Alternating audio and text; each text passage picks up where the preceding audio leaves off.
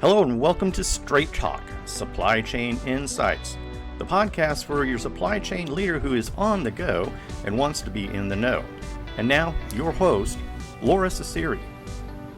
My name is Lora Cecere. I'm the founder of Supply Chain Insights, and today I want to talk about how we lost the battle for inventory management. Inventory is the most important buffer, and it's also the biggest source of waste in the supply chain. And when I talk and give presentations, most people are really surprised to find out that we have 30 days of inventory on average, more or greater, in each of our industries than we did at the beginning of the recession in 2007. And, people will say, well, why is that, Laura? Because, over 95% of companies have enterprise requirements planning systems, or ERP, and over 90% of companies have supply chain planning systems. So the question is, how can we be holding more inventory? We've added a lot of technology. But the problem is that we're not clear on the role of inventory, and we're not designing the supply chain for the right response, and we're not dealing with inventory holistically. So let's get into the reasons. There are 5 reasons why we have the gap in inventory of 30 more days of inventory, but the worst part about it is that we have the wrong inventories. So warehouses are full and shelves are empty.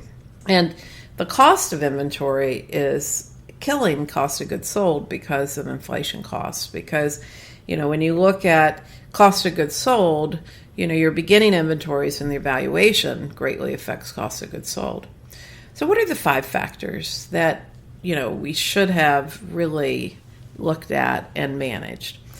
Well, the first is in-transit inventory. When we think about all of the inventory on ships and containers and trucks, the lead time for that inventory to get from destination A to B is a variable in the supply chain, and it became more of a variation because of the lead time variation. But the longer the lead time, the more inventory we have in motion. And that inventory has value, and most people will have designed their supply chain based upon variable cost, lower cost of labor or lower cost of supply, not really thinking about all the inventory that it takes to roll from node A to node B and the impact of that in-transit inventory. So the first issue is accounting for in-transit inventory.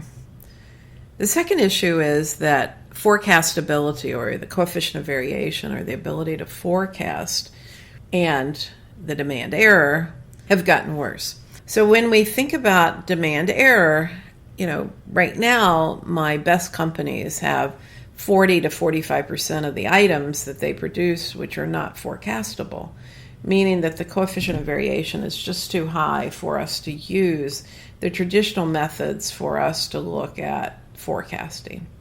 So the forecastability and the ability for us to be able to forecast accurately has been eroded. Third issue is the fact that cycle stock increased because of product proliferation as we tried to do more personalization of products and market-driven activities, which were actually marketing-driven activities. We caused the tail of the supply chain to elongate, meaning that we added products, we didn't manage product complexity, and it takes longer for us to cycle between products and manufacturing. And that cycling between products increases the cycle stock, or the time that I need to move through those products, and it requires inventory to buffer for that cycle. Because people didn't manage the complexity, we increased inventory. The fourth issue is that we outsourced and we added nodes, and the average company is outsourced 38% of distribution and 30% of manufacturing.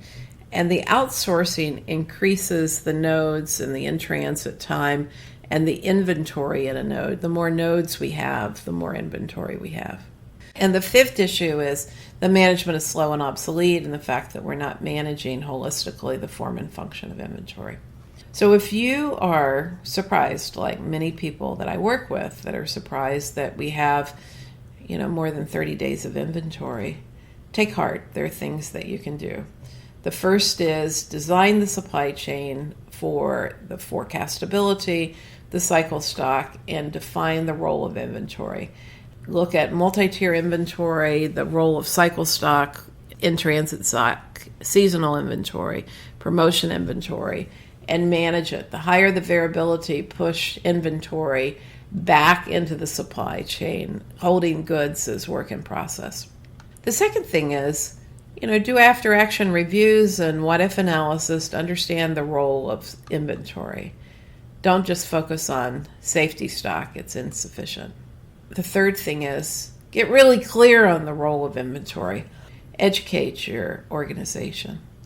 I hope this helps. I'm Lora Cecere, and I'm speaking about inventory, our most important buffer and our biggest source of waste.